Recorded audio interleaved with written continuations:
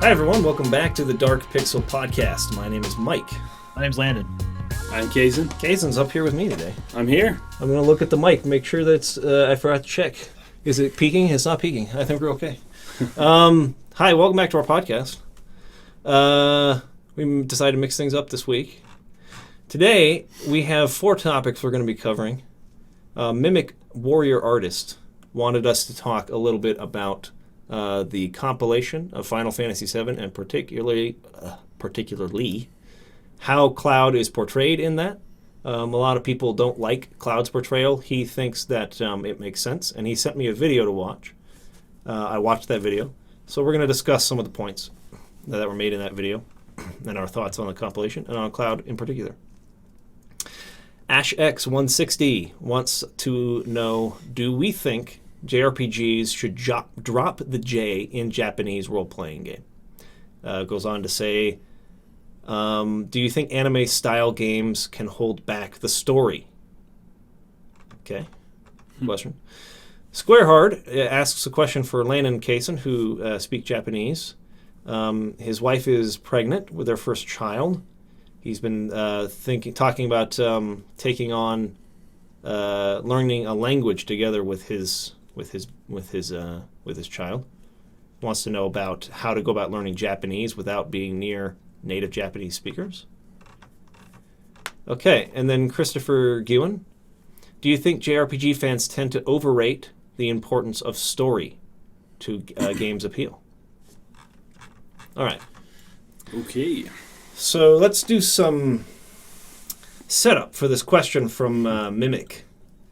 So in the past, I believe on streams and probably in other podcasts, we've talked about Cloud's character in Advent Children, how he goes through an arc in Final Fantasy VII, and then in Final Fantasy VII Advent Children, he seems to have kind of fallen back down into some of the same doubts and insecurities, and he's going through some of the same things again. Those are things that I've said in particular in the past. Right. He sent me this video. I will link the video in the description. You guys should watch it. It's pretty good. It talks about Cloud's arc over the entire compilation, starting from Before Crisis into Crisis Core, into Final Fantasy VII, into Advent Children. Dirge of Cerberus comes after that, but Cloud doesn't take much of a role in that game. So, essentially, very insecure kid, has dreams of making it into soldier, becoming a hero. I should probably give a spoiler warning if you haven't played Final Fantasy VII, I guess. Skip this question, because that's all this is going to be.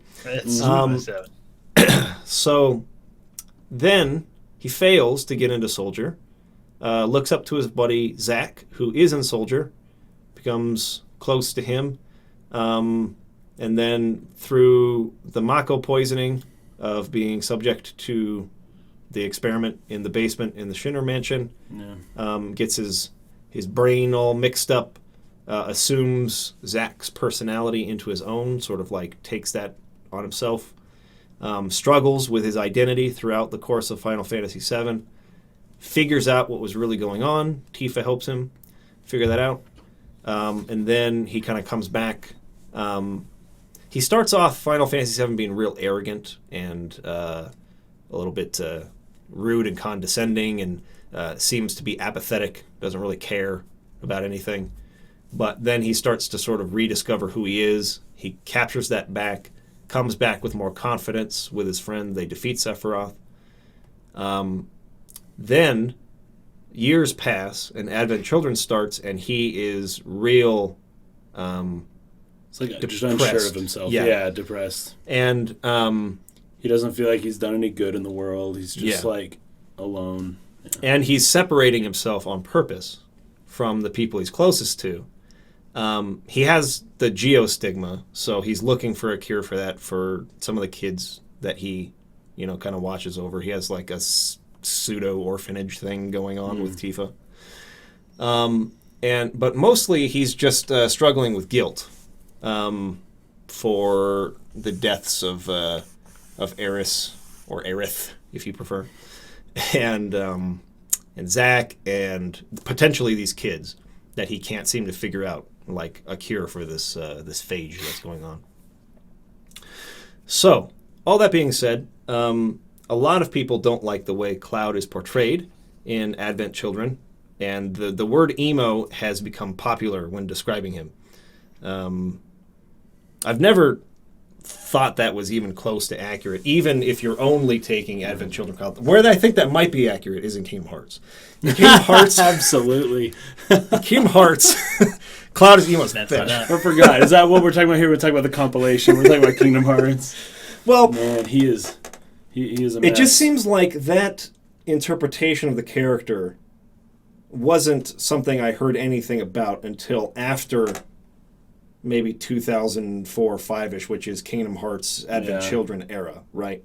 Which is around the time Tetsuya Nomura really kind of took over things. And that is kind of Nomura's personality. He's kind of emo himself. Yeah, if you look into him a bit, he doesn't like to be around a lot of people. He's quiet. He doesn't like pictures of himself. He's very much like a person that Cloud has come to resemble, I think. Sure. I think there's something to be said for his contributions to the character as well through Kingdom Hearts. Yeah, I think you're right about that. Yeah. I think that, well, he was the character designer on Final Fantasy VII. Yeah, he designed Cloud. So I wonder, but he didn't write him.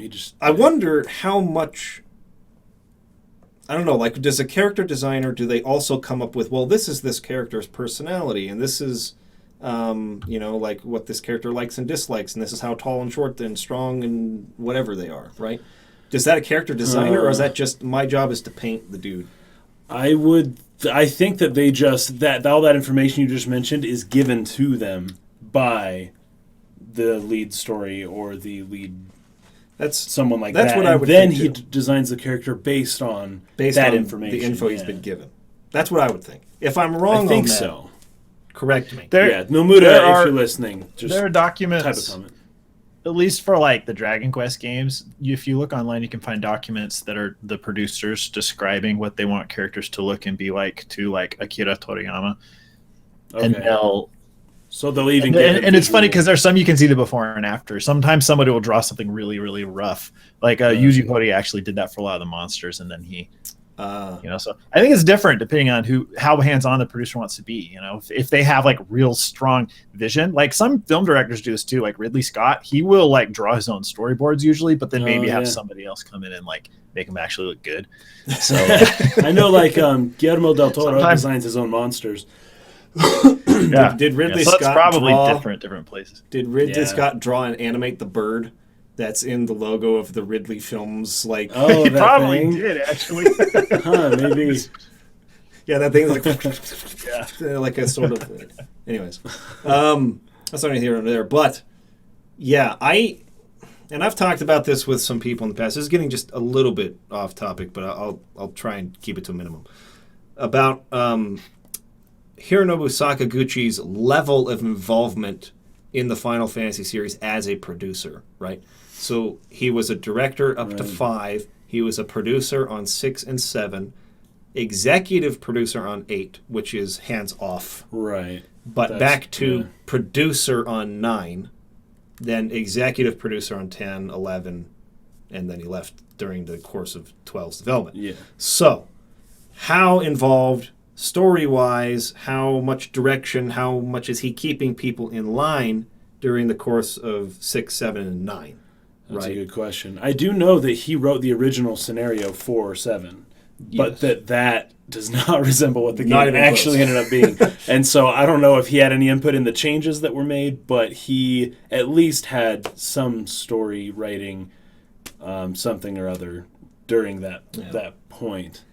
I'm of the persuasion that Sakaguchi was really heavily like involved and ran the show as a producer, and that to me explains the difference between a Kitase directed Final Fantasy VII and its style versus a Kitase directed 8 and its style, and a Kitase directed 10 and its style, right? And a Kitase produced 13 and so on. I feel like Sakaguchi had the reins pretty tight while he was in producer roles. Now, if that's the case, then we can start talking about, okay, is this Nomura's version of Cloud versus, say, Kitase or... because Kitase was a producer, I think, on the movie, too. So let's say Sakaguchi's version of Cloud versus... There you go, because he's the variable that's no longer... Yeah, versus Nomura's version of Cloud. So I think it's an interesting thing to talk about, right? So in the very beginning of Final Fantasy VII, he is like just kind of a total a-hole, right? It's like Barrett's trying to like explain like how important what they're doing is and saving the planet. He's like, I don't care. I only care about getting paid. I only care about getting paid. Saving the planet. We're saving the planet, right? Right? You're here to save the planet, right? That's Wedge's voice. Which hopefully will be different when the game actually comes out. So. Don't make that Barrett's voice when it finally comes out.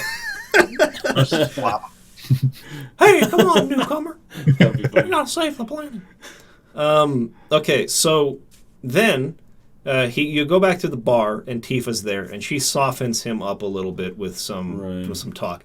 It's right after that bar scene that Cloud stops being so like directly a total butthole. Right. Like he's no longer acting apathetic. He seems to be, I think in general, more neutral in the way that he sort of like talks.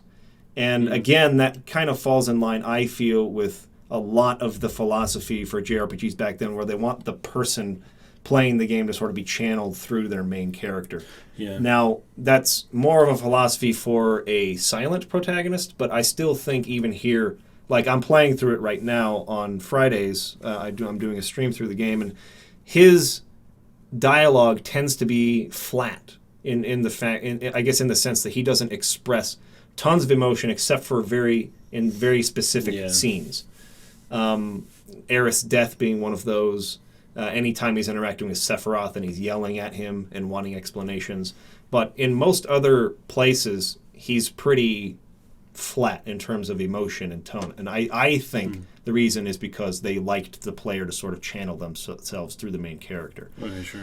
So that could have explained, at least partly, like why he goes from being really aggressive and forward in how he talks to people, like how he gets up in Barrett's face, like in the basement. He like goes on his tippy toes and like looks at him like, I want my money, and then like leaves.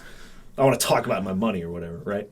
Yeah. So he goes from that to pretty flat, and then obviously he starts really losing it after the Temple of the Ancients shrinks down into the black materia, and then he gives the black materia against his will to the Phantom Sephiroth, actually Genova person.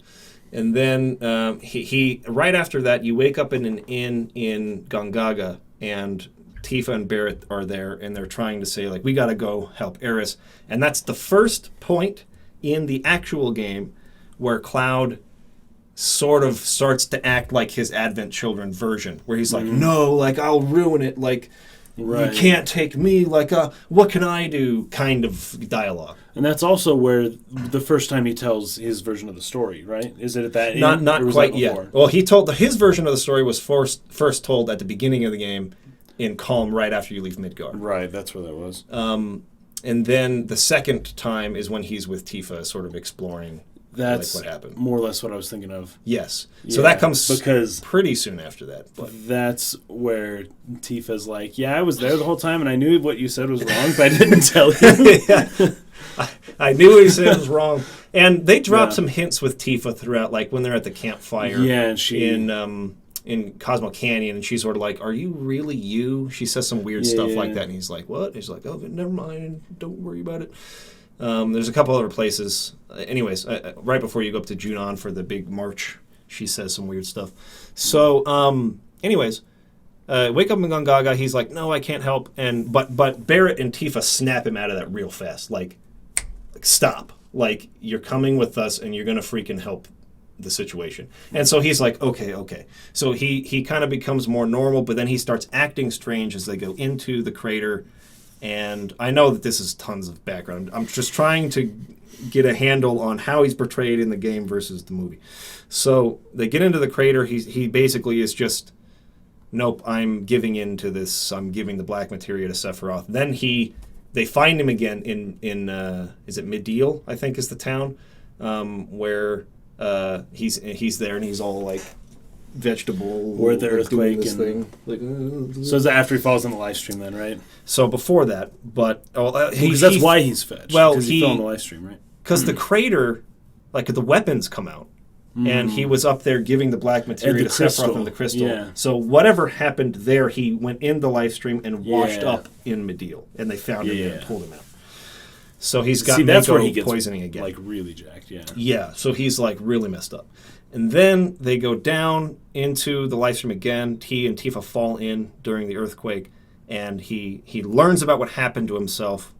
So that whole time he's kind of just like really messed up. But from that point forward, he comes out, is forthwith, I guess, with the rest of the party on the airship and says, I'm sorry, I lied, like, this is not who I really am.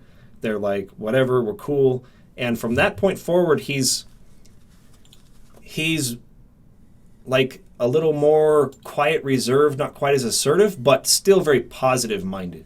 So he'll say something like they're about to go and he'll be like, all right, let's mosey. You know, he'll say some like weird kind of awkward stuff like that. And they're like, mosey? Like, the freak? But anyways, from that point forward, mentality-wise, he's very kind of focused on let's kill Sephiroth, let's save the world, and he's very progressive thinking. Like, what can we do next? He's looking forward. So that sort of completes an arc just within the game of him being this way at the start, then learning things aren't really how he thought. He loses himself, finds himself again because Tifa helps him, and then he sort of becomes progressive thinking, let's do this, game ends. That feels like a complete arc to me within the game, right? So then the compilation material comes along, and Advent Children was, I believe, maybe before Crisis was first, but I think Advent Children was one of the first. I'm sure it was 2005. I don't know. Yeah. And so in Advent Children, he's totally like looking to run away and, you know, like he's really down on himself, like I'm worthless, I'm not good enough, I failed my, you know, these people I was close to. So he sort of has reverted, it seems, back into the stage where he had given the black materia to Sephiroth before he falls in the live stream, where he's like, no, I can't. Right. You know, I can't. Go without me. Like, leave me here. I can't do anything. So it feels a bit like a reversion back into something he's already gone through. And that was my criticism in the past.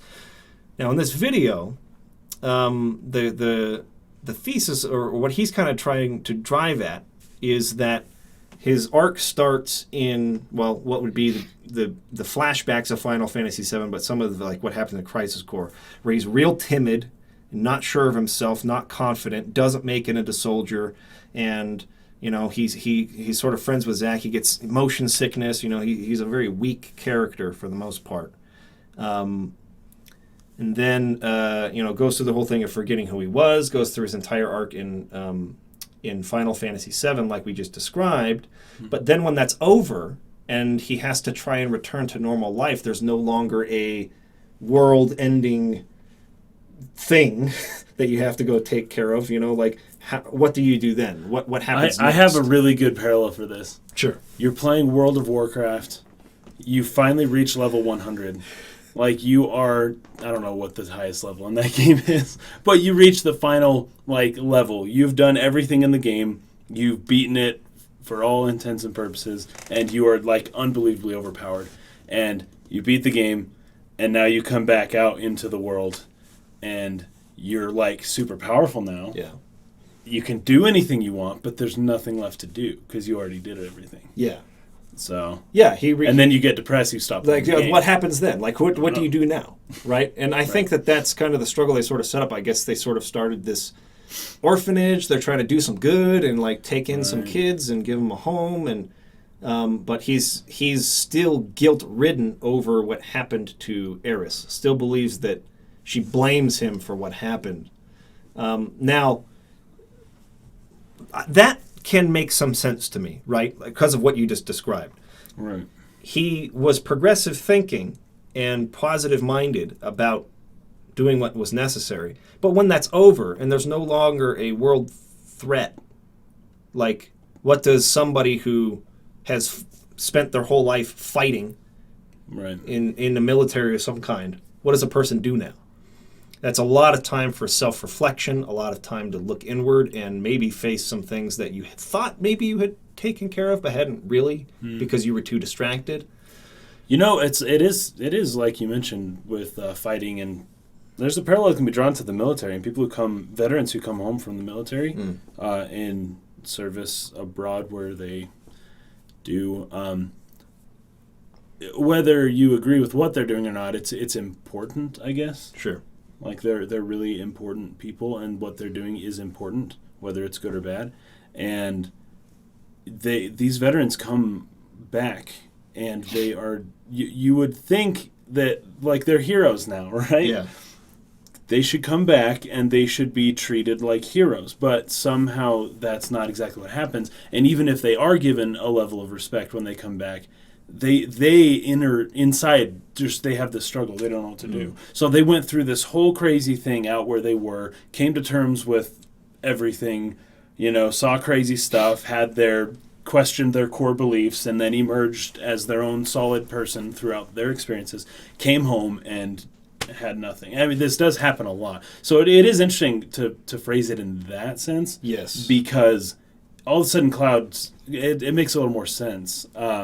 What's really funny about the fact that you bring that up is that the top comment on this video, or if it's not the top, it's one of them, is a guy who came back from military service and had friends who died and felt like he didn't do the right thing in that situation and came back with like PTSD symptoms. And he was saying how he connected with Cloud more than like any other character. Wow. For those exact reasons that you just mentioned. Wow. For Crisis Core specifically, or not Crisis Core, sorry, Advent Children, the answer to that film in a lot of ways, and it's been a while since I've seen it, so I probably shouldn't talk too much, but it feels like, the answer is just fight another big giant freaking thing, and and then you're with your friends again. Like it's just the doesn't move past that, like what you guys were just talking about. Right. Yeah. So, and then with Advent Children, once again, die-ish, and then enter the life stream, and then relearn who you are again, and then come back, and then do good from then on. I definitely see how. I mean, and I was part of the group of people who said he's going through the same thing twice, and I don't like that. But with the perspective this guy has brought in, and with what you were talking about, what soldiers go through in life, I can see that being a legitimate sort of like second character arc for the character, and I'm willing to accept that. What I'm not willing to accept, and this is what it's a sequelitis thing. It's we have a sequel, we have to bring back the familiar characters and villains that people already were attached to, rather than create new ones. Which is why in the Star Wars Expanded Universe, the Emperor is resurrected. I don't know how many times. Darth Maul comes back to life. The Emperor's back.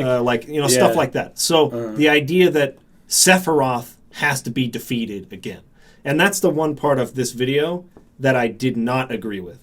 He was sort of trying to allude to the fact that he hadn't finished Sephiroth off as both a psychological barrier and mental barrier and emotional barrier as well as a physical one. Here's why I disagree with that. Yeah, I disagree with that too. Okay. This is going to clash. This is running into headcanon territory. You guys ready? Can't wait. I am aware that they came out in the Ultimania and have said that it was Sephiroth who was in control all along, not Jenova. That clashes heavily with my headcanon, and I can never accept that because it makes no sense to me.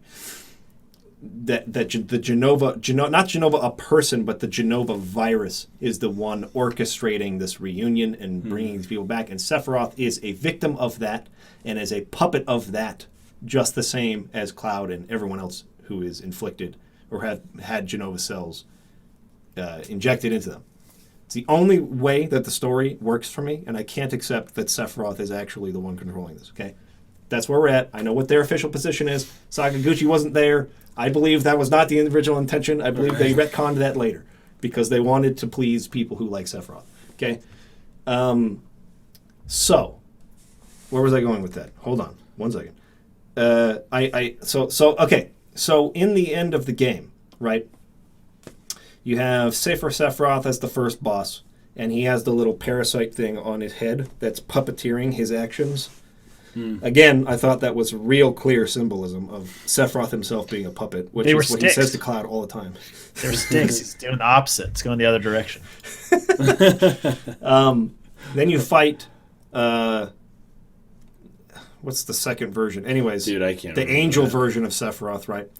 Then, I believe that was the actual death of Sephiroth, right there. At least that was always my interpretation. When you kill that second version of him, the angel version, that's the actual death of Sephiroth, right there. But Cloud then, everyone's kind of leaving, and he's sort of like, whoa, what? Right, he gets pulled back in. And you see this tunnel thing, almost like a warp, what am I thinking of? Wormhole. Like a wormhole sort of thing that he's going in. And it's just in the darkness, in a black room with like a spotlight coming down. Sephiroth, as a man form, is waiting there for him again. He fights and kills him.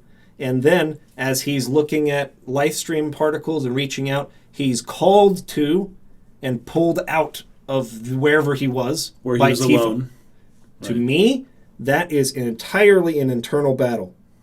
Eradicating Sephiroth and Sephiroth's influence over his mind out of him. And like, that's not even really a boss. It's just to click the Omni Slash and win. Yeah.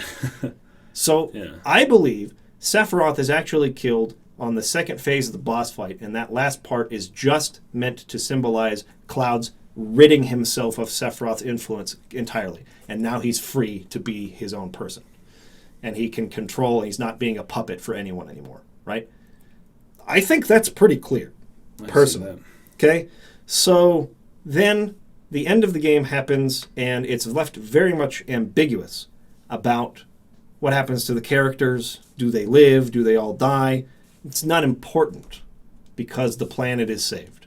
And it's green again, and life is thriving on the planet again. Again, I thought that was a perfect ending. A lot of people didn't like it because it's like, oh, but what happened to the characters? And that's where Advent Children comes in and starts to clash with me a little bit. It's, we got to know what happened to the characters, so we've got to, create new problems for them again. And the way of doing that, we're going to resurrect Sephiroth back again, guys. It just feels real cheap and lazy, and I don't like that.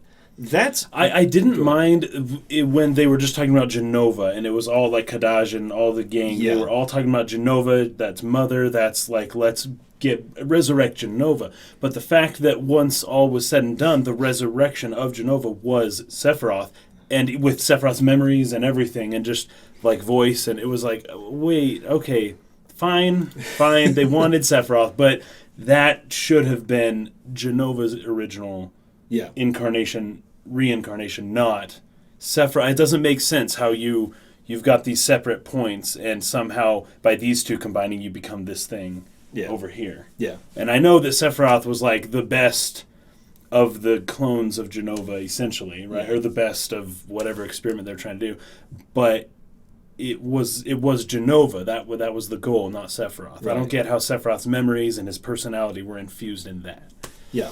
And, I mean, let's be honest. The entire movie's real purpose is to have that sword fight at the end of the movie between Cloud and Sephiroth. Yes. That's where the movie started. I promise you that's where it started.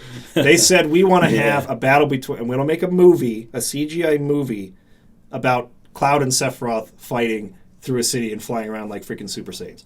That's where Advent Children starts, right there. And they go, okay, how do we build on this? How do we create a reason to get to this point? And I mean, I know it's not actually literally, it's conjecture. I'm obviously speculating, but I'm like so fetching certain that that's the whole reason that they made that movie. And so like they have to construct a story to get to that moment. And I think that that movie in particular, its story is hurt by having to have a resurrection of Sephiroth. Because I believe Cloud has already overcome that part of his struggle. He already overcame Sephiroth in 7. He doesn't have to do it again. Now, if we're talking strictly about his guilt, about Aerith, I will say that last scene in the movie where he comes out of the water in the church and he sees Aerith kind of walk away and Zack's over there. Yeah. And there was a part a little bit earlier which he says, I never blamed you or something like that. And he's... Maybe it happened right before then because they're standing back to back in like that like white meadow thing or whatever. I kind of remember that when he's riding on his motorcycle through the Forbidden Forest, and she shows up and he starts talking with her, and he's going to find the kids, and then he finds himself in the middle of that white place, and then Aerith's like, "What are you doing?" He's like, "I guess I'm seeking forgiveness." And she's like, forgiveness from what? And then he's back to driving his motorcycle, and he's like, "Whoa." Yeah, so I think that might be what you're talking about. And then at some point she says, "I never blamed you," and maybe that's actually in the extended Blu-ray version because that's a very different version of the movie. Yeah, I've seen that one, but maybe not as often. They add about 25-ish minutes. It's like 70 minutes long into the Blu-ray version, and it does a lot to help. And so I feel like that line, and I don't know if this is true, someone will probably correct me, but I think that line where she says, "I never blamed you," is in the Blu-ray version of the movie.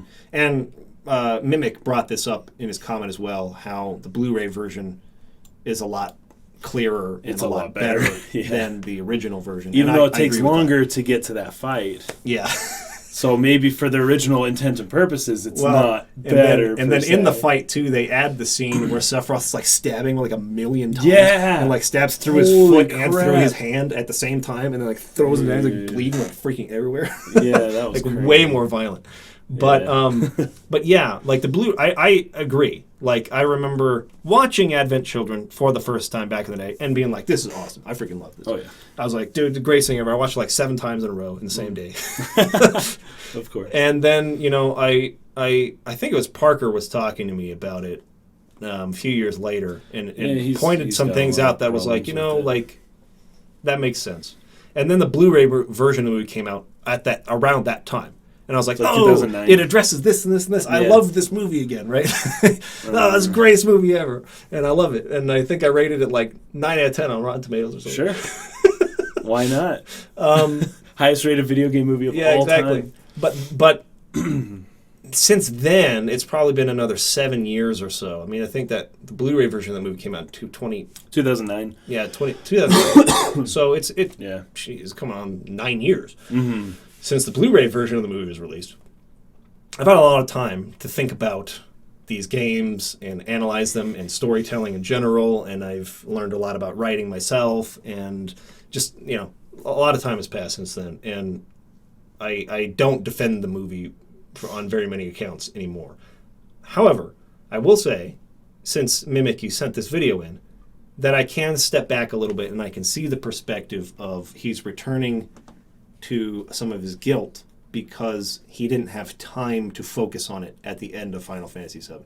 It might have seemed like he had overcome everything, but I can see how you don't overcome everything just like that. Yeah, I get the Aerith thing specifically, not overcoming that immediately, because once all's said and done and you've saved the world, people tend to kind of go back to where they were or what they were doing before. And for Cloud and Aerith, depending on choices you make in the game, I don't know what's canon or not. Is it canon for you to go on a date with Aerith at the Golden Saucer? That's canon? So. Okay. I believe so. As far as like the typical, like, what should happen now to Cloud? Oh, he goes and him and Aerith go back and they live a quiet life together somewhere, right? Yeah. So it's like that was what should have happened were she still around. She didn't make it, and so even though he was able to figure everything else out, it's like, dang it, that was my plan. I can't really do that anymore. Poor Tifa.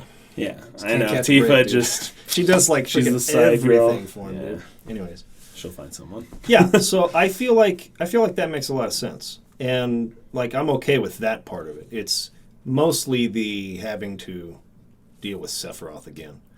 And I think I like the idea of the geostigma, like the residual effect of Genova. They think they've eradicated it, but like when you have a microscopic organism that can that's a little bit harder to see all the traces erased of in the world, right? Yeah. So I kind of like that it's returned in this kind of new form or whatever. So it's not that it's a horrible movie by any means. I think there are some ways that they could have avoided. Well, and then we come back full circle to Tetsuya Nomura. Is Tetsuya Nomura's version of how Cloud is dealing with, and this comes down to, two different people could feel a lot of guilt for something, but still act very differently and speak very differently about it, even though they both feel the same level of guilt. So we take an emo person and laden that emo person with guilt versus somebody who perhaps was a little bit more stable emotionally and mentally, but still feels a great deal of guilt. I mean, has symptoms of depression, but has accomplished a lot. Am I saying that's who Cloud should be? Not really. Maybe he's somewhere in between the two. But I think the problem is that with Kingdom Hearts, most especially, but then partly in Advent Children, he is responding to the guilt in a way that I think a lot of people didn't agree with, because that's not how they saw Cloud in Final Fantasy VII. And I am of that line of thinking too. Like, I never saw him dealing with these complex, horrible emotions and guilt in quite that way. There was one moment where he was like, you can't take me with you, no, I'll just ruin it. But he was snapped out of it pretty quickly. And then the rest of the time that he's sort of in that same line of thinking, he's literally being mind controlled by Genova and handing the black materia to Sephiroth, right? He's not in his right mind. But he discovers his right mind after that. And at that point, he's, again, very progressive thinking. So it's a complicated issue, and I think there are a lot of different interpretations. And I think that I'd have to... We could discuss this forever bring other people to talk about it, give their perspective. And my mind's malleable on this point, but that's kind of where I fall now after having watched that video. So for me, I feel like stories generally end where they did for a reason, Right. And a well-told story has a shape to it. And so this goes for a lot of sequels that weren't conceived when the original story was conceived, that they try and add another shape onto the story, and it's just the things don't line up, and they almost never do. Like, for example, Lord of the Rings, you could probably write a story about Frodo, heading west and what he did and everything. Right. I would not be very interested in that, because what we're to understand is that he's going to suffer the rest of his life. And I feel like Cloud is a little bit of a parallel. Like, the hero makes a sacrifice, and to get dragged along that journey, which would be a real human thing, there's probably an interesting way to do that as like a character study. But I think to do it as something that still needs a big plot driven kind of story, you lose something there, because while it might fit for real life, like people dealing with PTSD and that kind of thing, stories are primarily for entertainment, and so you lose some entertainment value when people are like, okay, sure, everyone has issues in their life that they address many, many times over throughout their life. You keep coming back to, but whether that makes a good story or not is another issue. You know what I mean? So for me, sometimes it's just a matter of like you said, my sequelitis. It's just like, people can talk about and defend aspects of it because it is a work of art on its own that should be considered that way. But when you consider what drove the creator to create what they made, sometimes it's a little too transparent, and then that's where things break down more. I feel like Tolkien, and you were talking about this a couple weeks ago, Casey. Tolkien sitting down trying to write something that happened after Lord of the Rings. Yeah. And he's like, he quit because it was like, this is all just bullcrap. I heard he got 13 pages in.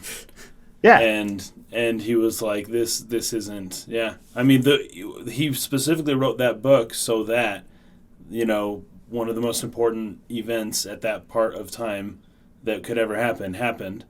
and how do you can't follow that up. You have to choose a different age, a different time period. You can't keep those same characters anymore. Yeah, and it fits the theme very, very well. And to create another story to tack on, you would need to change the theme, which is almost which what would make the whole thing seem less. So, in like line. it's a difficult thing to do, to leave something alone. Like, especially for any artist, like we would be working on videos and things, and you could just work on it forever and ever and ever. You just have to be done at some point. But okay, freaking loved Calvin and Hobbes growing up as a kid. I've started reading some of my Calvin and Hobbes books that I have again to Krista, because she wasn't familiar with Calvin and Hobbes. Bill Watterson quit. He was done in 1996. And I remember, like, I was really upset as a kid. I was like, this is bullcrap. Like, why are you just done? You know, like, you could do this forever. He wasn't that still old. alive. Why aren't you making these comics? Yeah. But Bill Watterson also refused to merchandise any of his characters. He refused to do what Garfield did or what Peanuts did. He thought it cheapened what he had created. And I agree, it does. So when you're a company like Square Enix and your job is to keep raking in the dough off of existing IP, by the very nature of that process, you are going to cheapen that character somewhat. It's just a matter of how much you're willing to do so. So when you continue making movies and things like, things like Crisis Core and Advent Children, you keep expanding the universe, and I believe Disney's going to run into this issue with Star Wars. You're cheapening it, you're diluting it for sure. So it's just that balance of artistic integrity and, like, how much do you care about your thing versus, like, how much do you want to leverage your thing to, like, maximize your returns.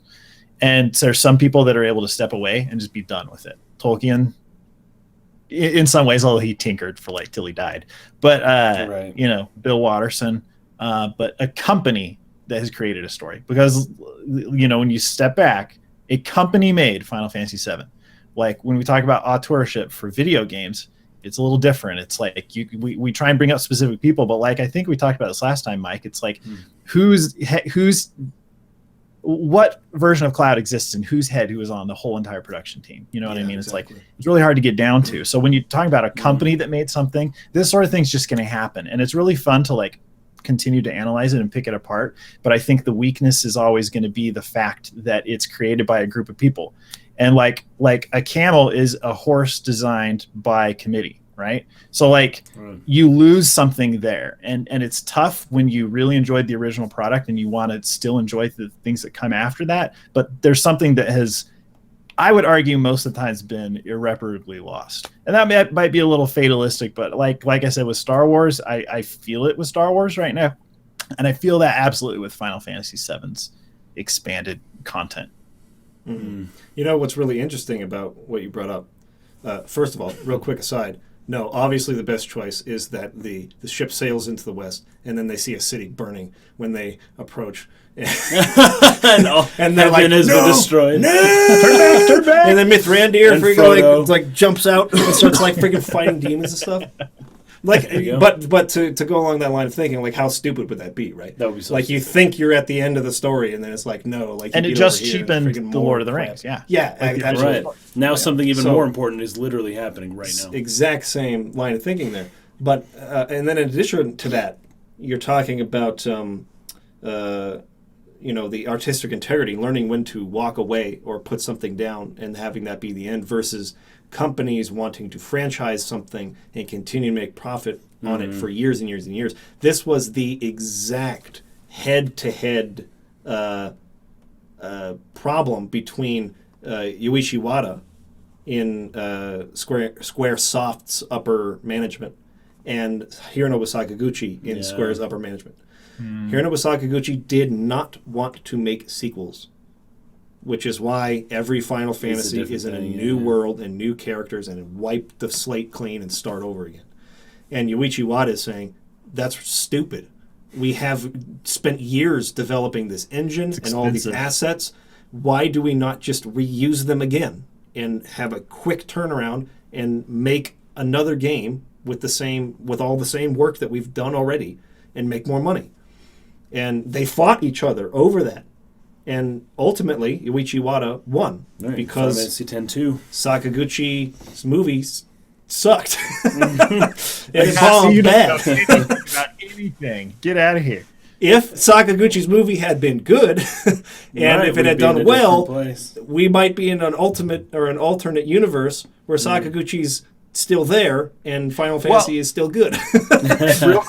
Real quick, being kids at that point in time, we were like, "Oh, Final Fantasy movie, sick." Wait, what the F? Like, this isn't. What is this? I know. I thought it was going to be about Final Fantasy VII, right? Dude, that game came out within 2 weeks of Final Fantasy X.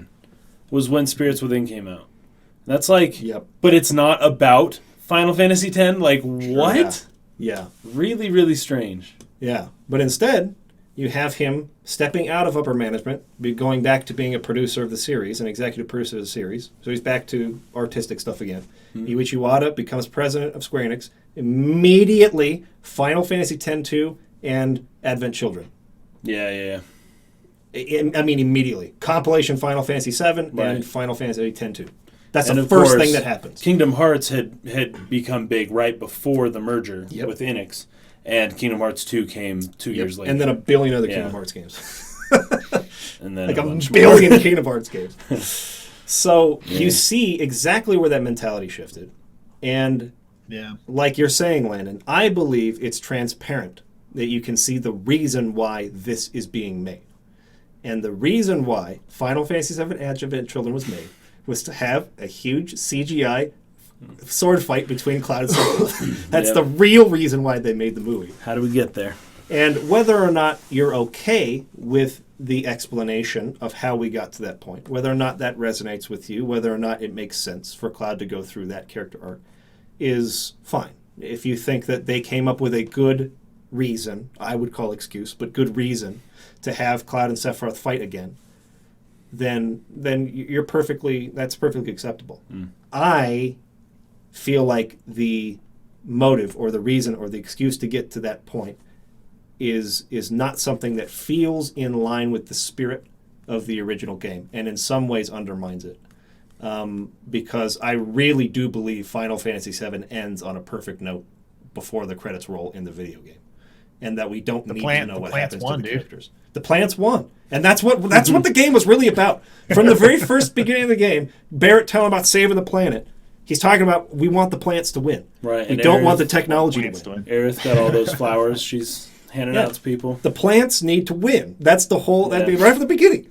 Flower girl. Yeah. Like the plants got to beat the technology, and they did. and that's that. I think is a very satisfying conclusion for that story and about what that story is about. The theme of that story, right? So, yeah. That's where I stand. I have one more thought here relative to like Cloud's character being a little bit sadder, a little bit more emotional than we expect him to be in Advent Children, and that is, what if Cloud in this sequel to, and they shouldn't have made the sequel is the real answer to this, right? They shouldn't have made Advent Children, but what if Cloud comes on saying things like "Let's mosey" and being really personable and fun and happy and cheerful? Yeah. Like...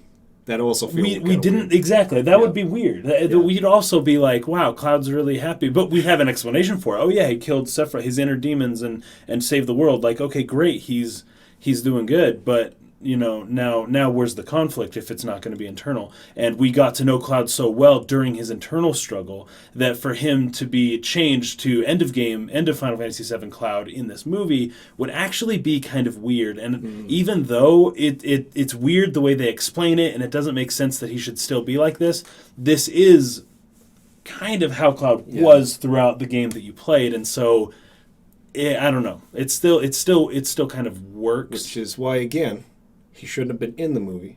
Yes. Till the end. He should have He just comes in to save people. And then save people. Fight the reincarnated Jenova or whatever. Not the reincarnated Sephiroth. The reincarnated Jenova. Yes. That would have been really cool, actually. It wouldn't have sold as many copies. No.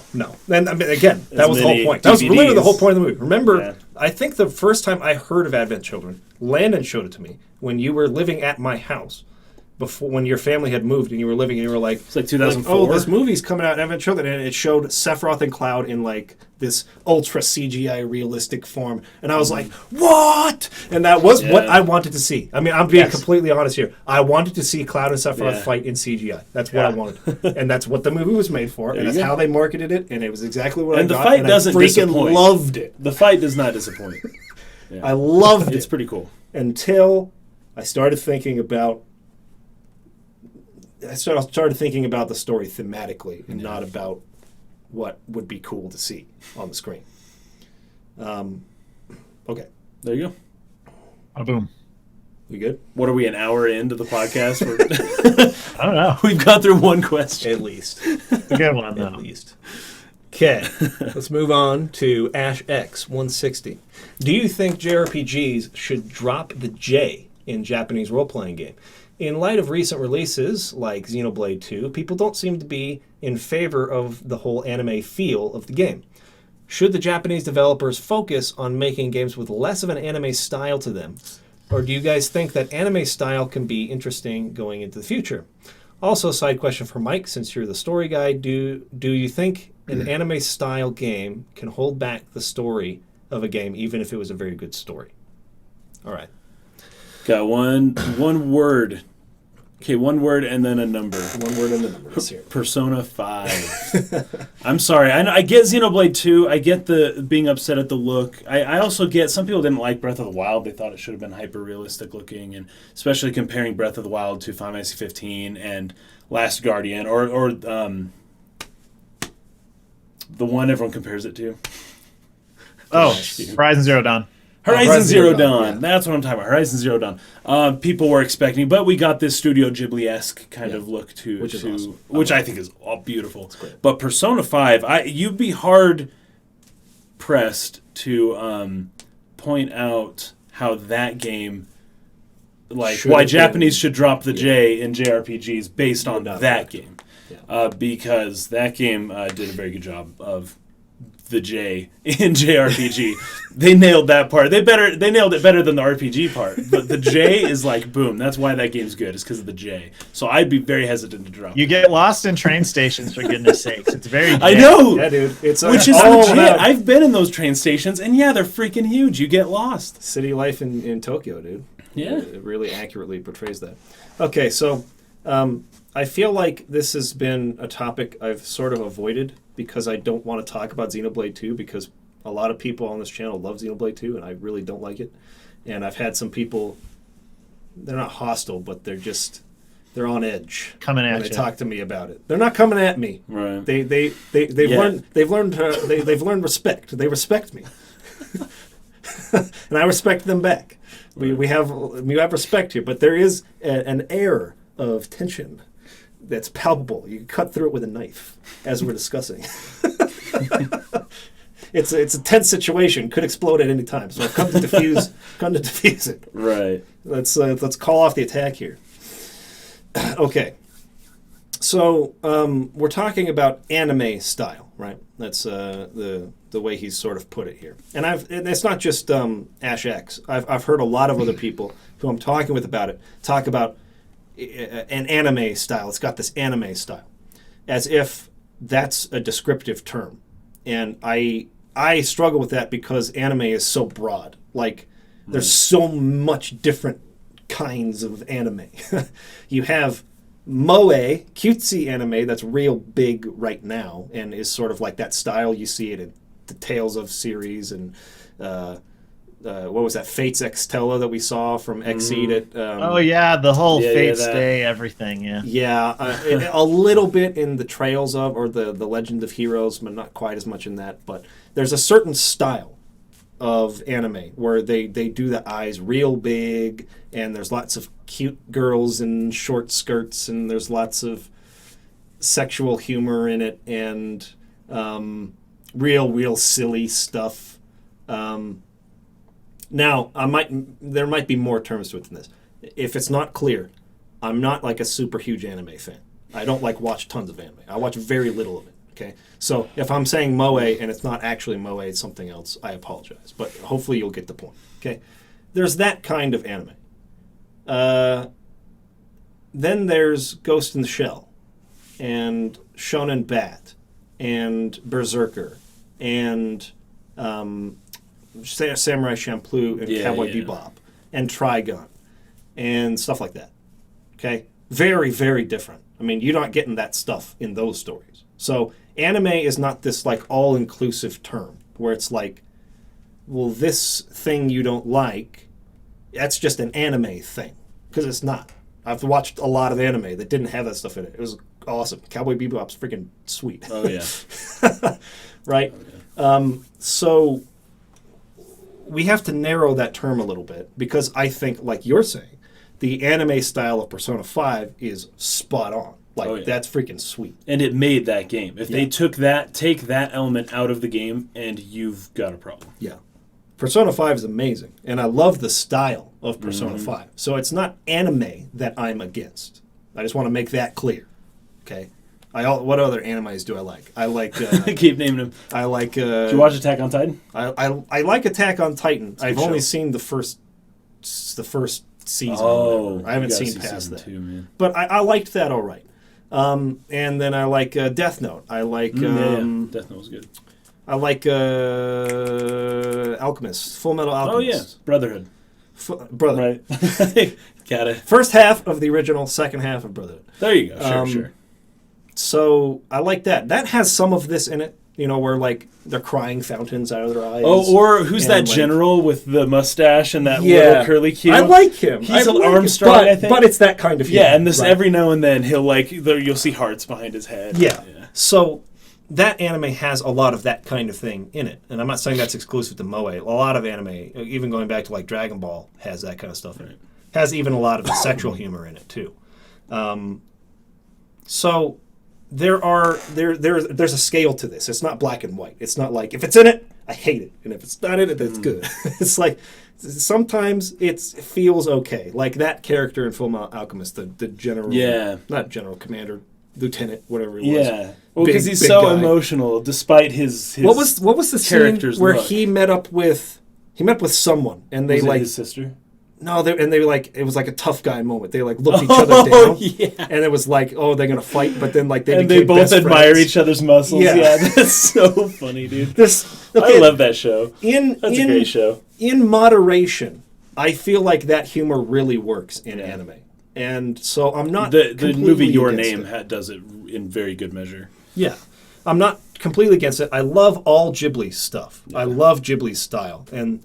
A little bit here and there, but like mostly that kind of thing is not really in it, right? So now, in relation to Xenoblade 2, we're coming off of, again, I think a similar topic to what we talked about in the last topic. A game originally that was like a total passion project, and you could feel it permeated in every single part of the first Xenoblade game. Just the minute attention to detail on execution. It was like there was just passion pouring out of this game. I felt it from the moment I saw its trailer, and I was like, I have to have this. Oh, it's not coming to me? I'll do whatever it freaking takes to get this. I'll call Nintendo Weekly. I'll write them daily. Whatever it takes. I've got to convince them to bring this game out. And it came out, and I felt that. I felt that from it. Like, it had this tone and this atmosphere that was cohesive. And sure, it had some of that in small measure. It had some fan service in it, yes. So I'm not saying that Xenoblade 1 was devoid of these things. Xenoblade Chronicles X follows kind of a similar tone in storytelling, right? Now, a lot of people have problems with Xenoblade Chronicles X, but Xenoblade Chronicles X, I felt, had a lot of parallels to Xenogears. We talk about tone, right? With Xenogears, it's like, whoa, like that game hits you hard in a lot of places. That's the style of anime. I think that's where I'm going with this. Xenogears, Xenoblade 1, and can you hand me that case? Oh, of course. The Last Story. The art from this game is like my favorite anime style of all time. I freaking love the character designs. This is the style and the atmosphere and the kind of anime I'm into, is this. I'm not saying this is a perfect game, because it's not. Really not. It's got problems. But That's the style, the tone that I like from anime. Xenoblade Chronicles 2 jumps ship from that style into something that is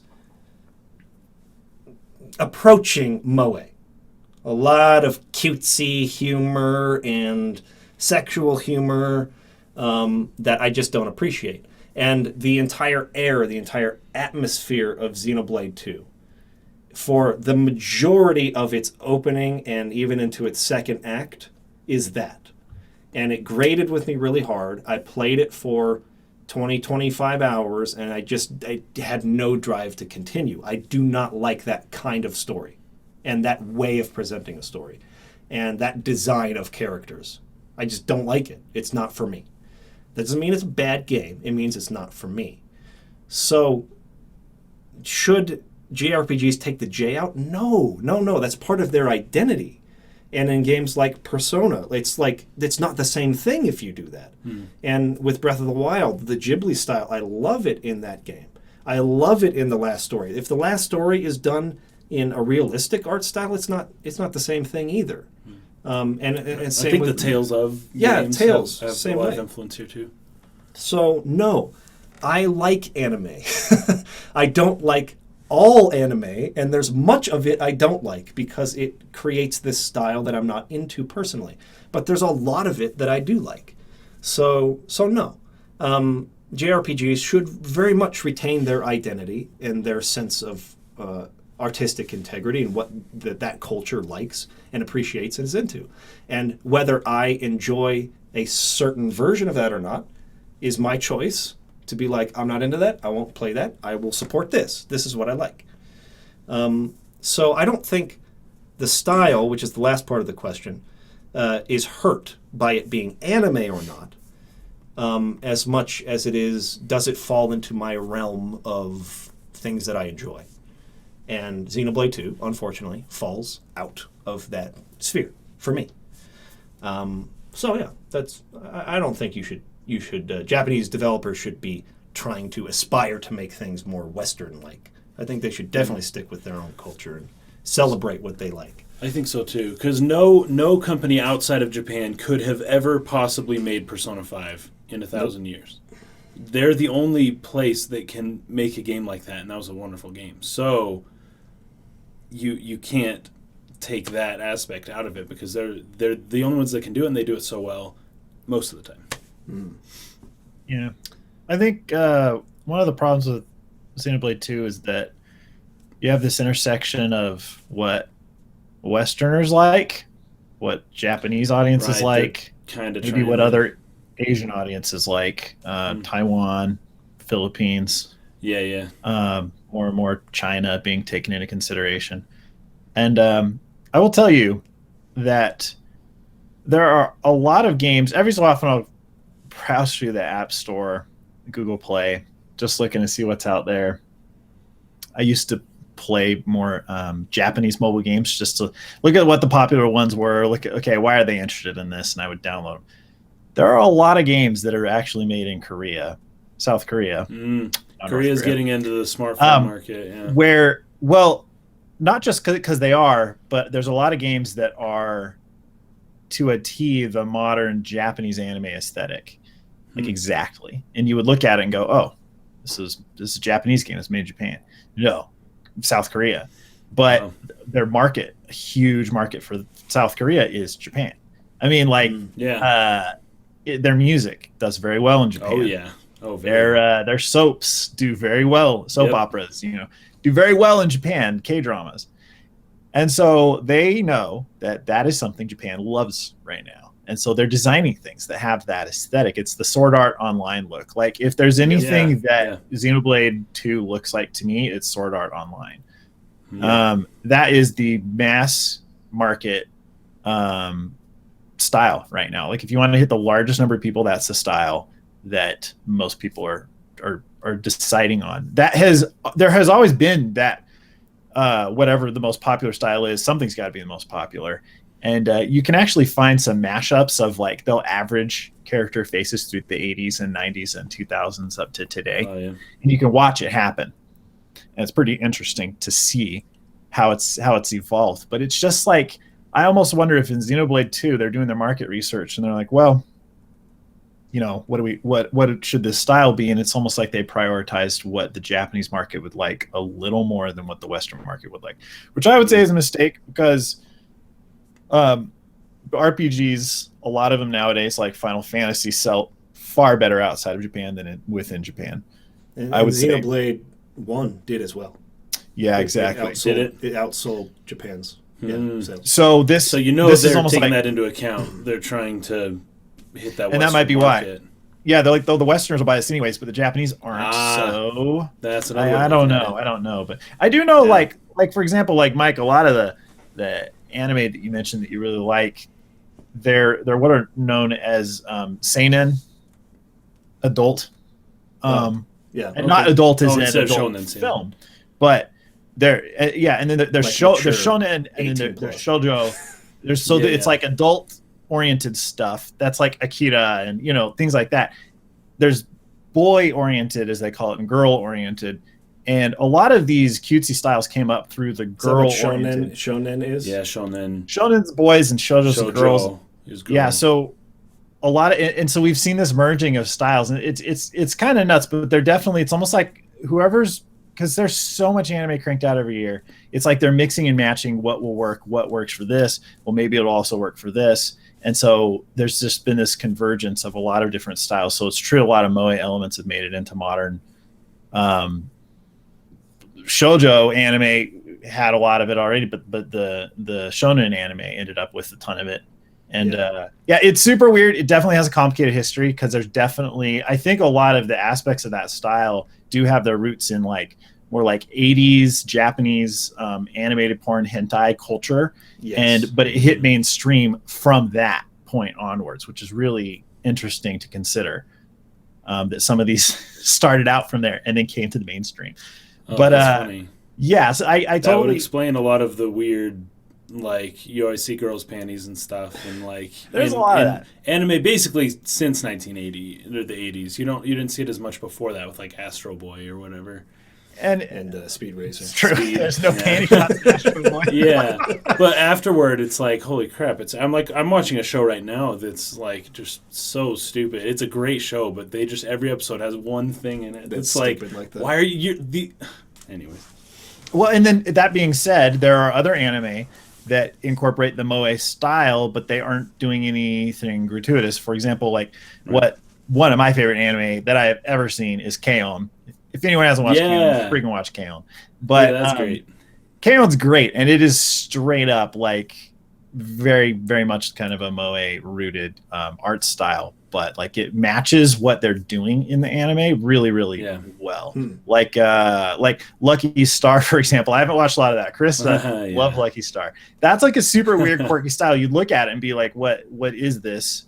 But you watch it and it matches the tone of what they're going for. And what I gather, because I haven't played Xenoblade 2, is that the art style doesn't appear to be completely matching the tone people were expecting from another Xenoblade game. Like you were saying, Mike, like the first one you loved, part of it. And the art style just doesn't seem to be in line with the franchise, like series expectations. Yeah, the tone of Xenoblade 2 is so different from the tone of Xenoblade 1 and Xenoblade X. Like, just so different. And I felt like when I first watched that trailer, back when we talked about it the first time, beginning of last year, I recognized that's what was happening. And it was like, oh man, they're doing this? Do you guys remember when Yoko Taro, this was like exactly a year ago, he made that video where he's like, he drew the Venn diagrams of the different main RPG series that kind of existed. And he's like, here's Final... That. He had his quadrants. He had like a XY. I can't remember. He had like a medieval, and then like modern was on one of them. Oh, right. And then the other one was like, oh crap, like realistic or fantastical, I think. Like fantasy versus realism. And then he was plotting different franchises on this graph, and he was like, there's no room for like near, like please. Like I think he was saying something about, was it Final Fantasy 15 that he was complaining about that existed at all, because it was like overlapping with like too much with what his thing was. When near is, he's hilarious. It's funny. But was he wearing his freaking helmet thing yes, the whole time? Of course, yeah, Yeah, of course of he was. But it was like, that's hilarious to us. It's probably so much funnier to Square Enix like insiders though, because Yeah. they're like, dude, yeah, we've been in This those is a meetings. meeting they probably had. Like, Yeah. is there room for this? Well, Like, I don't know, what's the sales potential here? What's the market like and everything? And so, like what you're saying, Mike, it's almost like maybe they just kind of they drew out their graph and they're like, crap, how do we differentiate here? From what the game feels like to play in comparison, because I went back and I started playing through the first Xenoblade again, and it was just night and day difference for me, like tone-wise, in the types of anime. This type of anime versus the other type we're talking about. I don't have a problem with anime, guys, I promise. I like a lot of anime. Let's check on something here real quick before we move on. Still recording, we're good. Okay, next topic is from Squareheart.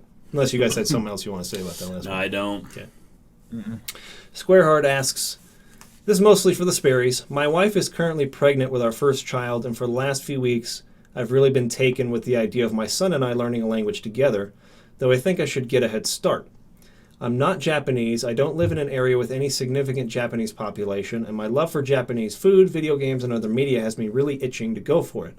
So here are some questions off the top of my head. How difficult is it to learn Japanese without direct access to other Japanese speakers?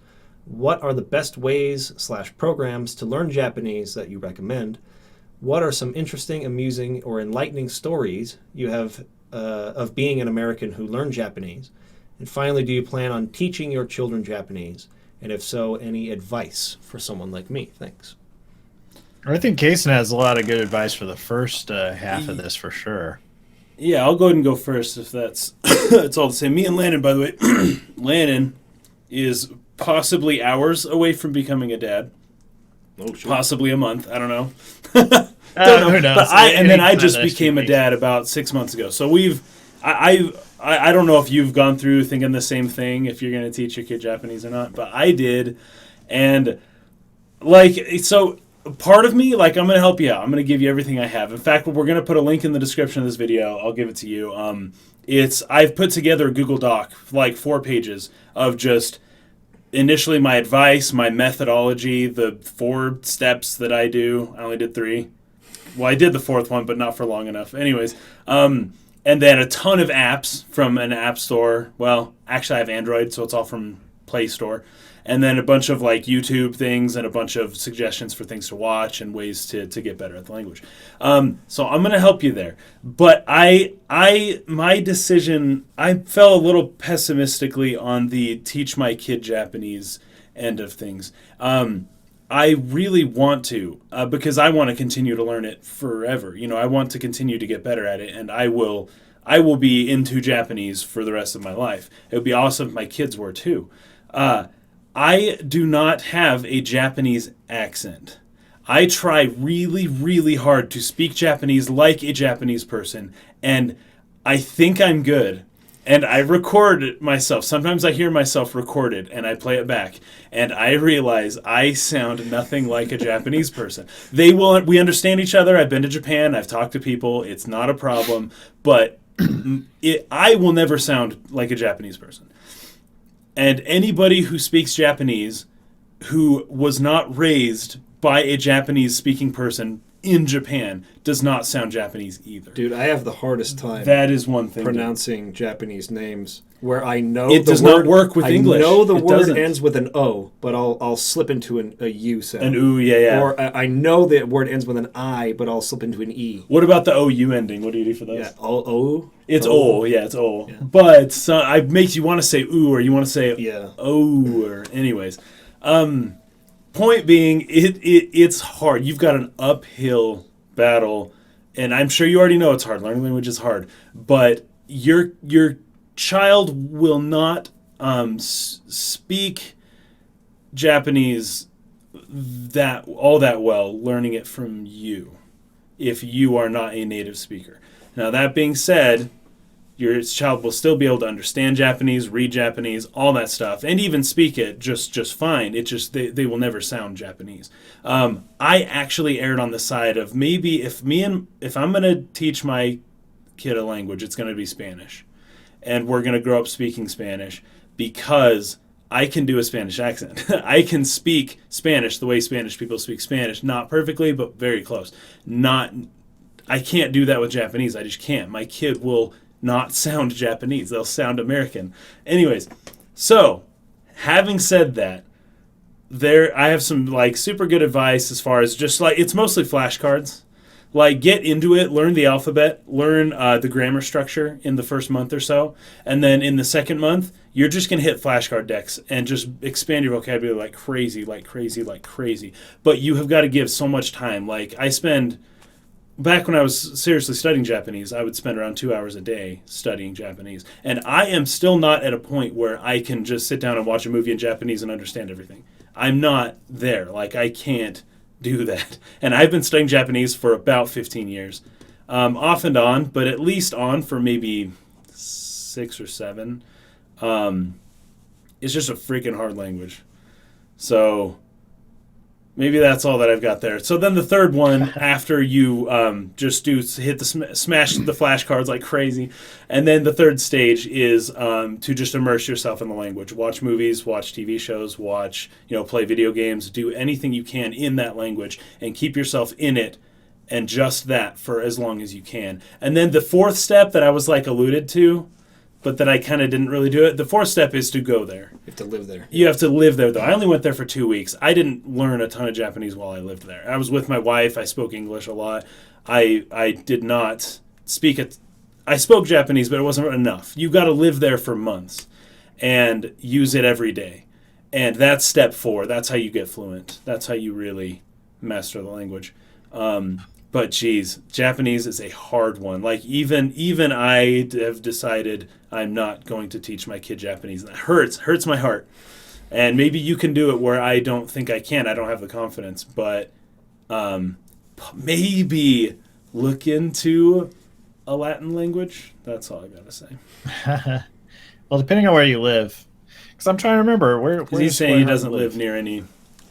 I was going to say, depending on where you live, being an American, there are Spanish language immersion schools for kids and really good resources for that kind of stuff that make that a lot easier. Plus, there's a lot of people to speak Spanish to in the United States. But okay. So I guess there's a couple parts to this. I'll talk about the bilingual kid thing first off. If you're actually interested in this at all, there's a really good website that I found recently because I've been like researching this and considering the pros and cons, like Kaysen probably was a couple months ago. And it's called bilingualmonkeys.com. It's an interesting website. It's this guy has a lot of resources and there's forums, and they connect families that are trying to raise bilingual children. When I lived in Japan, there was this little girl that we ran into who was being raised to be bilingual. Neither of her parents spoke English at all. There was a school that they were sending her to. Her name was Ami, and she was probably 5 or 6, and because I was there as a missionary, so when we ran across her parents, they were super excited to meet us because they were like, "Oh my gosh, Ami can talk to someone in English," and so she was amazing. She had a perfect accent. Lived in Japan. Neither of her parents spoke the language.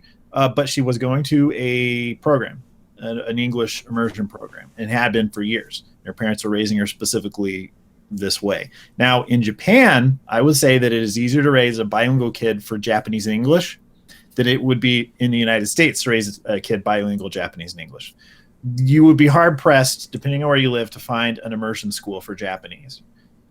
There are immersion schools for Chinese that are popping up, but that is because the Chinese government is putting out massive incentives in the United States for schools to start teaching Chinese, and they're providing resources. So there's actually a lot of schools where we were able to take Japanese in high school. That Japanese is actually getting pushed out for Chinese because Japanese came into schools because in the 80s, Japan was booming, right?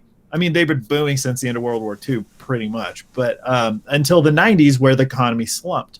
But in the 80s, we were talking about Japan like people talk about China now. It was like, oh my gosh, they're going to take over everything.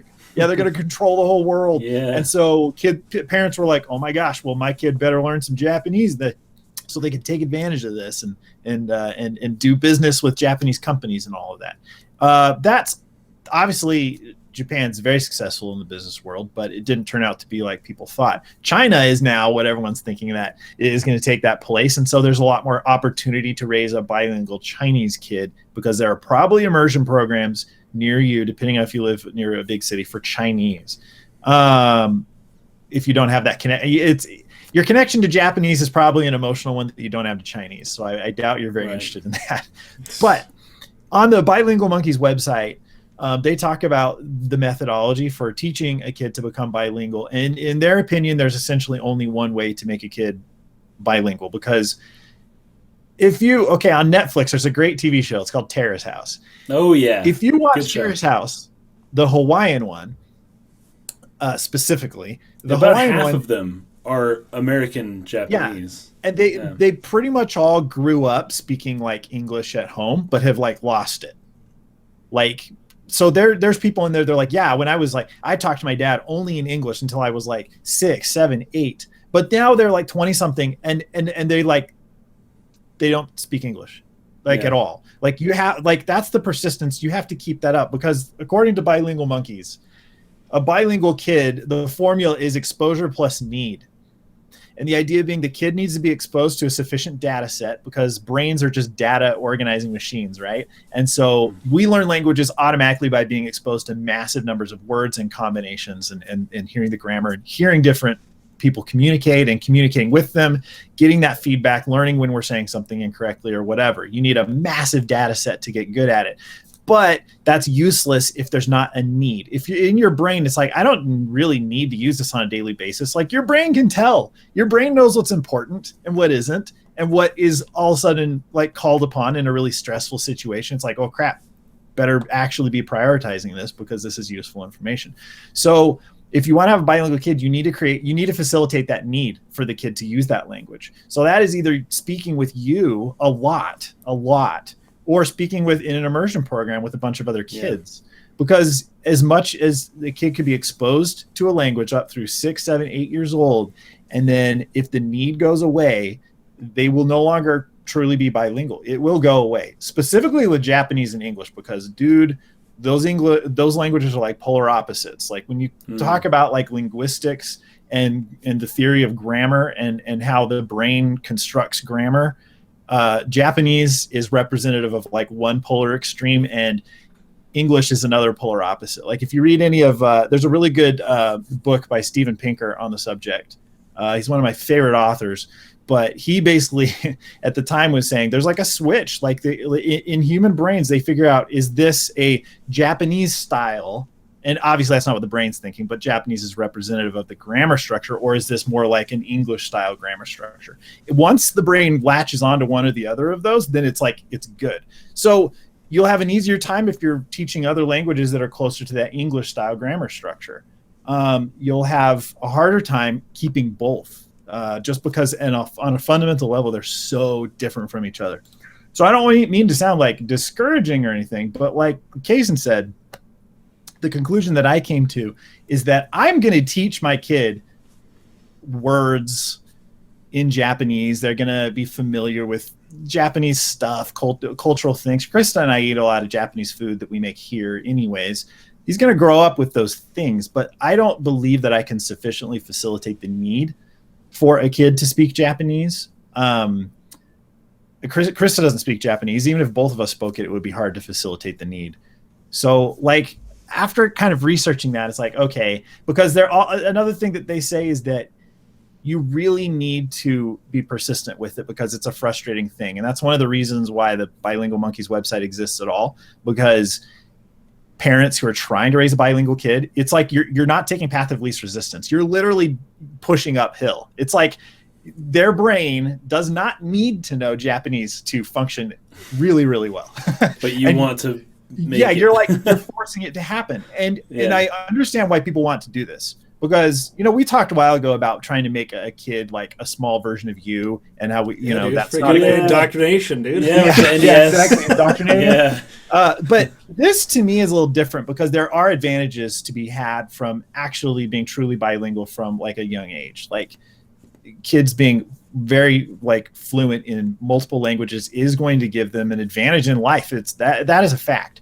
So I understand why parents want to do this kind of thing. Like Kason was saying, like something like Spanish is far, far more doable than something like Japanese because of a gigantic list of reasons why. Yeah. But that being said, if you are interested in this, check out bilingualmonkeys.com, do a little research into what their methodology is and everything.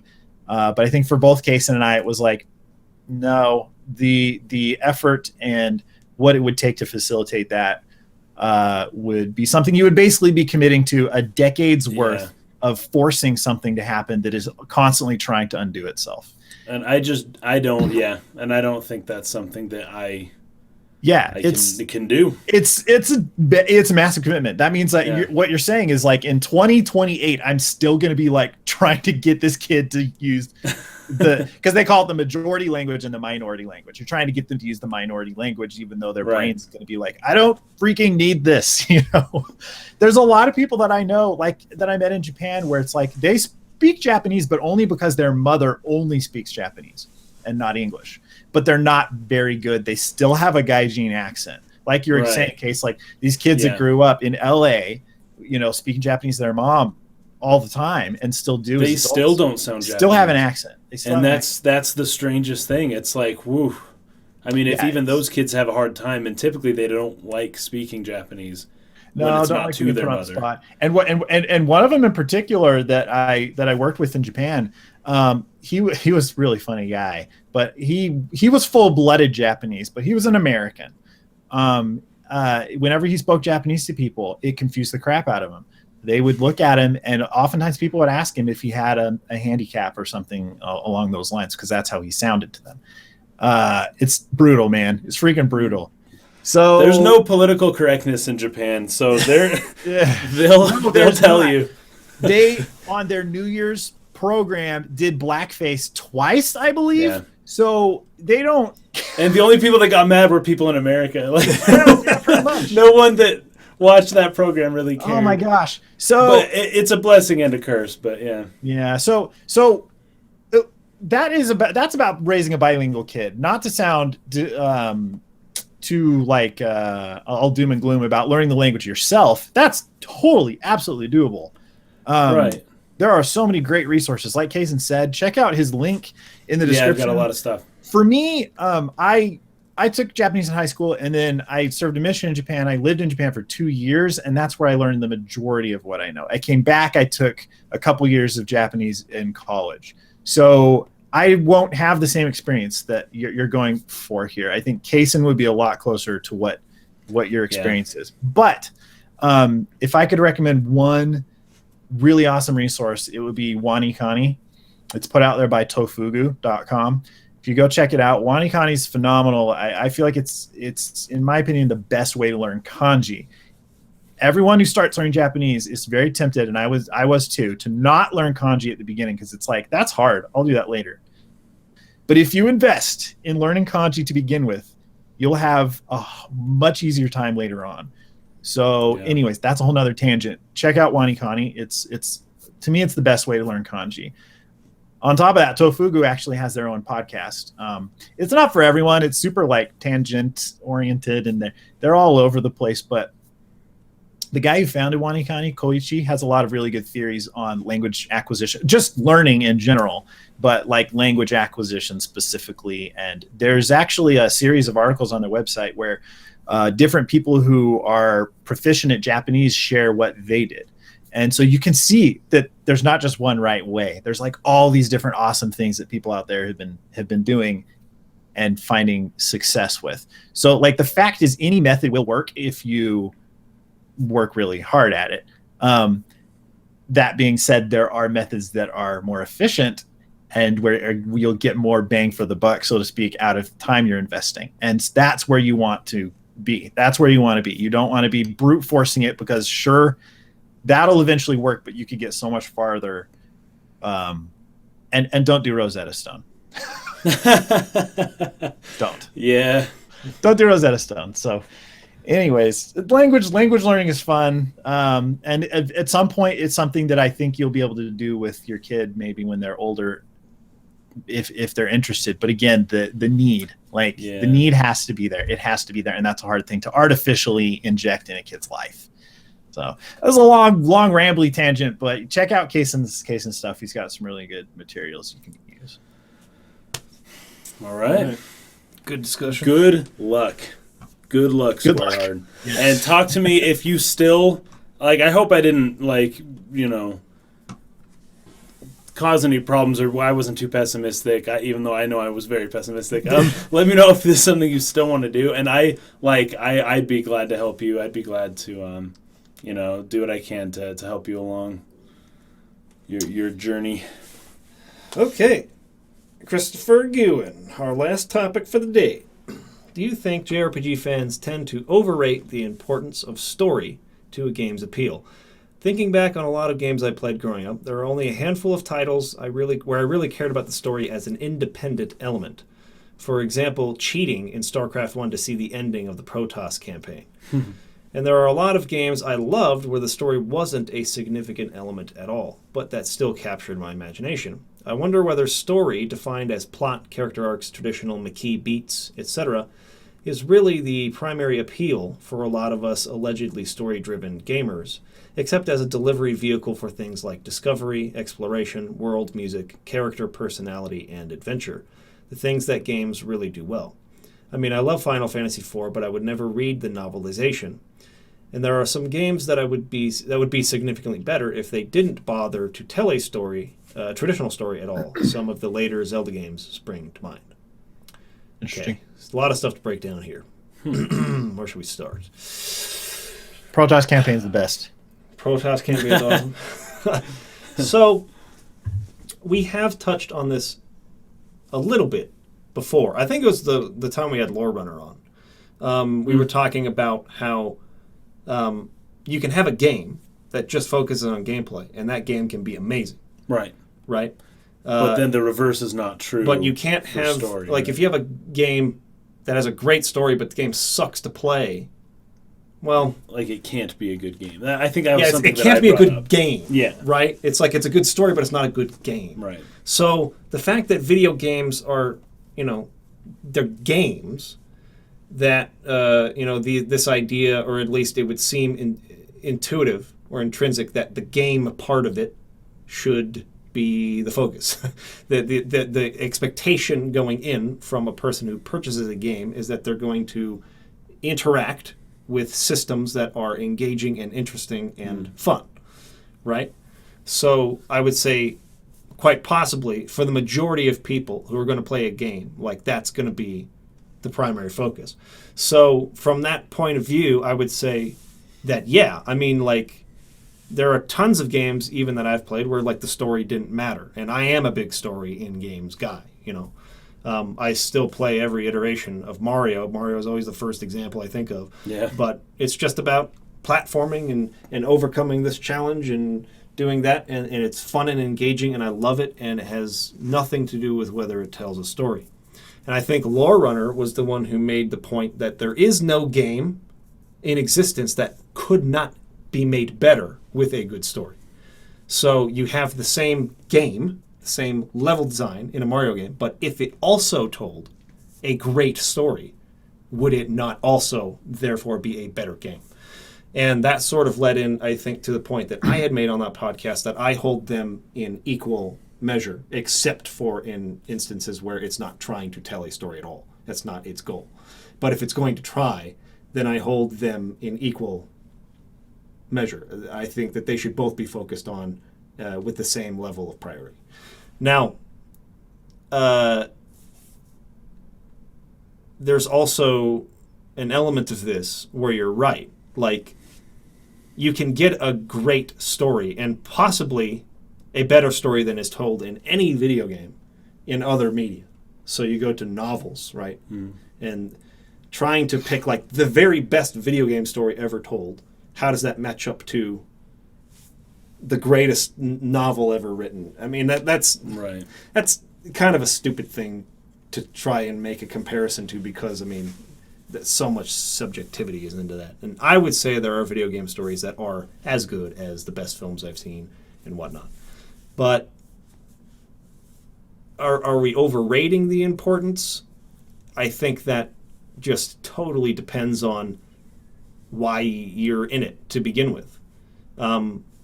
If I'm going into Monster Hunter and I'm like, where's the story? I obviously didn't understand before going into it like what Monster Hunter is meant to be. It's not trying to tell a story really at all. That's not the point. So yeah, if my appeal to Monster Hunter, well, I should say, if I'm disappointed in Monster Hunter going into it because I expected this thoughtful story to be in it, then yes. But if I'm going into something like Hellblade or something like that, where I think the primary focus of the game is on exploring this character, right? Like that's really what the game is for. The game was not made for melee combat and puzzle solving. That wasn't what they thought. I want to make this melee combat and puzzle solving game. What should surround that? What story should we tell within that? That's not where that started. That started with a fascination with psychosis and how that affects people, and studying how that affects people, and bringing leading experts in to explain how this works, and trying to deliver an experience where a person would feel like it's happening to them. And what is the best medium that there is for a person to interact or feel as if they are also experiencing those conditions? Video games, right? You can't get that from a movie the same way. You cannot get that from reading about it the same way as from feeling like you're experiencing. So in that particular instance, yes. I mean, I think it can't be overstated, the importance of storytelling within that game. So I think it's almost always a case-by-case basis. But I would say for the majority of games out there, they are trying to be games first. They are trying to be appealing and interesting and fun and interactive first. And then, they're thinking about story second. I guess it depends on where you start, right? Kind of like I was saying, did I start with Cloud and Sephiroth having a huge fight scene, and that's what then I built the movie around that? Yeah. Did I start with Psychosis and build the game around that, or did I start with I want to be able to take over guys by throwing a hat at them? How can we make that interesting? Where do we go from there? What's the central idea? What's like the thing that it's centered on? If it's centered on something that is story-driven, then you can't overstate the importance or the priority. And if it isn't, then obviously you can overrate the importance of it. I think when people talk about comparing, like you keep bringing up, comparing to great literature or whatever, to me it's like my favorite artists are people who, like I mentioned one earlier in the podcast, Bill Watterson, right? Like my favorite artists are people that I like for certain reasons, but I would not say that they did a better job than Da Vinci, or that it's they top Rembrandt or anything like that, because they have their own merit and they were trying to do a different thing. And I think it's really tempting to try and compare even certain video games to other video games that aren't even trying to do the same thing. Like Lore Runner's point about every video game, there's not a video game that made that couldn't be improved with the story, is like, I still feel like there's some debate to that, because like how would you inject more story in like the first Mario Brothers? I feel like it would disrupt the flow a little bit. That's a whole nother conversation, but I think it's really tempting to want to compare things that are, it's hard enough to compare like a video game story to like a Jane Austen novel, like you said. But I think it's equally as difficult to compare certain video games and what the way they handle story to other video games, because there's so many different ways to do it.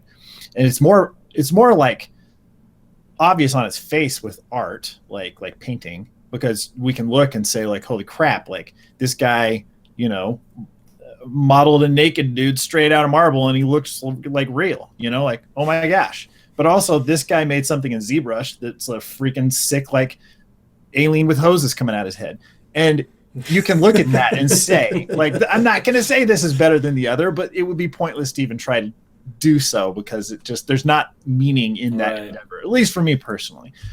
So, but in the artistic community, the one who physically carved something out of stone for 20 years will be respected more than the CG artist, regardless of how great of a thing the CG artist made. Yeah, sure. Or the first person to use a technique in cinema, for example, and then it'll be named after that guy, and then it doesn't matter that anybody else came up with it independently or whatever it is. It's like you're building off of this thing that came before, and so sometimes credit's taken away from later works of art because somebody did this already or whatever it may be. But yeah, so I don't know about like what you were saying, Mike, whether it's mistakes the right word, but if people are overemphasizing story or if it's not as important as some people feel like it is. It's like, well, but it's literally like down to the game. Like, what is that game? Right. What's the game trying to do? And I think, dude, I would say there's some cases where not having a story is a legitimate choice, Orson Welles' acting far better than Ernest Hemingway's writing, dude. I mean, he's totally surpassed Hemingway with that performance. Freaking Hemingway getting shown up. It's apples and oranges. It's not It's not a comparison that makes any sense. Yeah, they're too abstract. And yeah, video games, I think it's easy to try and go to comparisons because they are a collaborative medium in the sense that they incorporate writing and music and cinematography and writing and all these other things in one thing. So it's like, yeah, I can compare the writing, let's say, in Xenoblade 2 to freaking George Orwell if I want to. But like, George Orwell wasn't also trying to balance freaking like designing characters and making sure that the camera is working in the engine and like making sure that a battle system like freaking doesn't break down and make sure the world feels populated. The dude wrote on his piece of paper or typewriter or whatever it was, and that's all he focused on, right? So like it's of course going to be different. You can't compare writing across mediums like that. So yeah, and it's hard to overrate story. Like I mentioned before, you can't have a good game with bad gameplay. Have any of you guys played L.A. Noire? I have not played it. No. So I have not either. But I hesitate to say, it has bad gameplay, but it does seem to have gameplay that was a second afterthought to the story. Yeah. Right. People do love that game, by the way, and it may be a good game. I don't know. I haven't played it. But it is possible to maybe have a good game with bad gameplay so long as that gameplay is like Heavy Rain, is just action elements. But even in that sense, it's like, hey, the gameplay's bad, but you're just watching a movie at that point. Yeah. So maybe there's something there, maybe not. More like a subgenre, like interactive interactive movie, or something like that. Or the point-and-click adventures that used to be so popular. Yeah, or those ones. It's like, is that good gameplay? No. Is it a game? Kind of, yes. Still, technically, yes. And is it fun? Is it a good story? We sure. Still haven't found an answer to whether Choose Your Own Adventure is a game or not. Yeah, the book, Choose Your Own Adventure. Is that the first game? Is the importance of story in a game overrated? I think it is completely dependent on circumstance, both of the person, expectations, the intention of what the game is trying to be, and I guess those two things. I have one thought pertaining to just that question: is story overrated in importance to our JRPG gamers? And it kind of stems from the idea that I personally don't think that, and I know we compare mediums across the board, right? And we shouldn't do that because it's apples and oranges and all of that stuff. But I would not consider the stories told by video games to be quite that of other mediums, right? But for that reason alone, I would say JRPG fans don't overrate the importance of story, because I don't personally believe that video games have achieved the types of stories that they possibly could. I don't think that they have exploited in a good way the medium to fulfill like the potential for storytelling that it could have, that I still think it can have.